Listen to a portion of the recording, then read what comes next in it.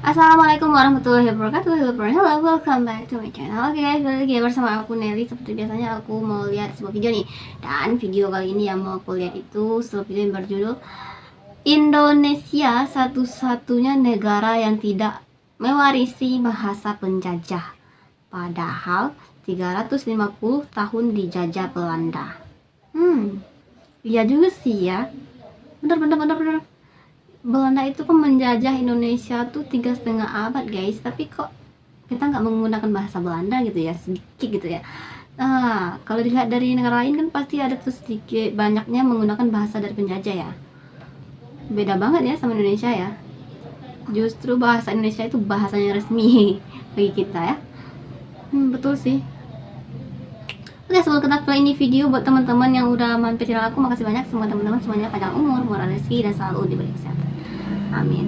Yang menarik itu katanya tuh menjadi negara satu-satunya loh katanya yang nggak mewarisi bahasa dari negara penjajahnya gitu. Kita play dulu ya. Negara-negara di benua Amerika Selatan dan Karibia dijajah oleh Spanyol selama hampir 350 tahun. Spanyol. Dan ketika merdeka, mereka menggunakan bahasa Spanyol sebagai bahasa nasional. Begitu pula dengan Brasil yang Karena menggunakan mungkin itu bahasa dan digunakan ya yakni sehari-hari Portugis. bahasa Spanyol ya. Ada pula Malaysia dan Singapura yang dijajah Inggris lebih dari 100 tahun. Meskipun bukan bahasa nasional, namun di Singapura, bahasa Inggris masuk sebagai salah satu dari 4 bahasa resmi. Dan di Malaysia, mereka fasih menggunakan bahasa Inggris. Iya sih, benar Bagaimana ya. dengan Indonesia? Menurut beberapa ahli, Indonesia dijajah Belanda selama 350 tahun. Namun, mengapa penduduk Indonesia tidak menggunakan bahasa Belanda? Karena Indonesia tuh udah punya bahasa daerahnya udah banyak banget ya. Meskipun terdapat perbedaan mengenai angka pasti, berapa lama sebenarnya Indonesia dijajah oleh Belanda, namun bisa dipastikan, kontak Indonesia dengan Belanda dimulai sejak tahun 1596. Indonesia merdeka tanggal 17 Agustus 1945 dari Jepang yang menjajah selama 3,5 tahun. Kemudian pada tahun 1949, secara resmi Belanda mengakui kemerdekaan Indonesia. Ada yang menarik di sini. Setelah Indonesia merdeka, Indonesia tidak menggunakan bahasa dari mantan penjajah seperti di negara-negara lain. Selama perjuangan kemerdekaan Indonesia, bahasa Melayu pada saat itu diangkat sebagai bahasa perjuangan dan bahasa resmi proklamasi kemerdekaan. Hal ini mencerminkan semangat nasionalisme Indonesia yang kuat dan aspirasi untuk membangun negara merdeka dengan identitas budaya dan bahasanya sendiri. Jika ditelusuri, rupanya jauh sebelum Indonesia merdeka, Belanda yang menjajah paling lama di Indonesia. Ternyata tidak terlalu memaksakan bahasa Belanda sebagai bahasa nasional di wilayah jajahannya. Pada masa perdagangan VOC, atau Perusahaan Hindia Timur Belanda Bersatu, memiliki hubungan penting dengan perkembangan bahasa di Indonesia. Selama masa perdagangan VOC yang berlangsung sekitar 2 abad, dari abad ke-17 hingga ke-18, banyak pengaruh budaya dan bahasa Belanda yang masuk ke Indonesia. Namun bahasa Belanda tidak menjadi bahasa yang dominan atau resmi pada saat itu. Sebaliknya, bahasa Melayu yang kemudian menjadi dasar bahasa Indonesia lebih banyak digunakan dalam perdagangan dan interaksi sehari-hari. Bahasa Melayu sebetulnya telah digunakan sebagai bahasa perdagangan di seluruh wilayah Nusantara sebelum kedatangan Belanda. Hal ini membuat bahasa Melayu menjadi bahasa komunikasi yang umum di antara berbagai suku dan etnis Nusantara. Ketika Belanda masuk untuk memulai perdagangan selama masa VOC, Belanda mempengaruhi beberapa aspek budaya, termasuk musik, seni, arsitektur, dan bahasa. Namun, pengaruh bahasa Belanda cenderung lebih terlihat pada kata-kata pinjaman dalam bahasa Melayu. Belanda memperkenalkan kata-kata baru dalam bahasa Melayu yang kemudian menjadi bahasa Indonesia. Hal ini menjadi awal pengaruh bahasa Belanda di Nusantara. Bahasa Melayu yang digunakan luas di kawasan Nusantara mulai mengalami perkembangan sebagai bahasa yang lebih kaya dan formal, terutama terjadi pada abad ke-19. Ketika bahasa ini digunakan dalam literatur, pers, dan pemikiran intelektual. Ketika pemerintah Belanda mengambil alih wilayah jajahan dari VOC pada awal abad ke-19, mereka lebih mudah dalam menjalankan pemerintahannya menggunakan bahasa Melayu untuk Oh, menguasai penduduk asli. Dalam bidang pendidikan pun, alih-alih menggunakan kurikulum bahasa Belanda, pemerintah Belanda justru mengembangkan kurikulum Melayu untuk penduduk hmm. asli. Jadi Pada emang masa nggak penjajahan diperkenalkan Belanda gitu atas ya wilayah bahasanya Hindia ya oleh Belanda, Belanda itu ya. Belanda tidak terlalu bergairah untuk menceramahi dan mendidik penduduk asli, kecuali jika menyangkut kelompok yang dapat diuntungkan. Misalnya, kalangan bangsawan atau kelompok terpelajar. Bagi Belanda, rakyat jelata hanyalah budak yang bisa dimanfaatkan tenaganya saja. Namun pada awal abad ke-20, untuk mempertahankan kontrol penuh atas wilayah jajahannya, Belanda mulai mengenalkan bahasa Belanda secara luas. Belanda mulai membuka sekolah-sekolah untuk penduduk pribumi dan menggunakan bahasa Belanda sebagai bahasa pengantar dalam pendidikan.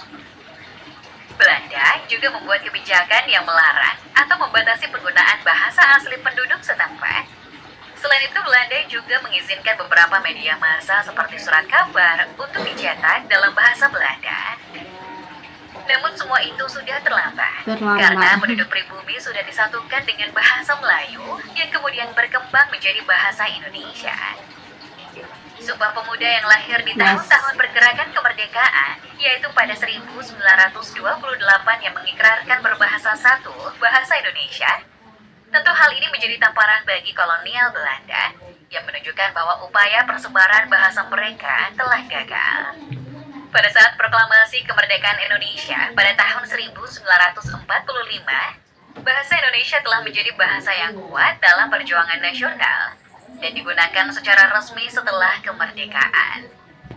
Hal ini mencerminkan semangat nasionalisme bangsa Indonesia dan tekad untuk memiliki bahasa sendiri yang menggambarkan identitas dan persatuan nasional. Setelah kemerdekaan, dilakukan upaya pemurnian bahasa Melayu menjadi bahasa Indonesia. Hal ini melibatkan pemutusan kata-kata pinjaman asing dan pengembangan kosakata yang mencakup berbagai aspek kehidupan modern. Proses ini dikenal sebagai bahasa Indonesia yang bersih atau ejaan yang disempurnakan. Bahasa Belanda hanya menjangkau 2% dari total penduduk Indonesia saat kemerdekaan. Kebanyakan bangsawan menengah atas dan pengusaha yang bisa berbahasa Belanda. Pada saat itu, bahasa Inggris juga sudah berkembang sebagai bahasa penting dalam dunia bisnis. Ditambah lagi, sudah menjadi bahasa ketiga yang populer pada masa Belanda. Sehingga setelah Indonesia merdeka, bahasa Inggris mengambil alih bahasa Belanda sebagai bahasa terpenting kedua.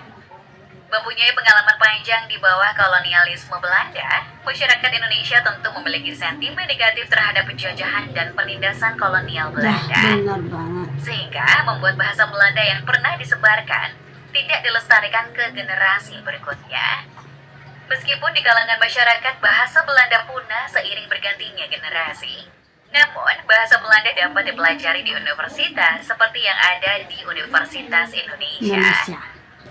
Biasanya yang mempelajari bahasa Belanda ada hubungannya dengan studi hukum. Sebab hukum Indonesia sebagian berdasarkan hukum Belanda dan banyak dokumen dari masa penjajahan masih berlaku. Di samping itu banyak sumber referensi sejarah, linguistik, filologi, kedokteran, teologi Kristen, dan misiologi banyak yang ditulis dalam bahasa Belanda. Fun fact-nya, menurut beberapa sumber, 10.000 kosakata orang Indonesia berasal dari bahasa Belanda loh, lovers. Mulai dari isyarat sederhana, ucapan sehari-hari, dan istilah teknologi, sangat banyak dipengaruhi bahasa Belanda. Seperti kata kaos, berasal dari bahasa Belanda kaos, yang artinya kain tipis.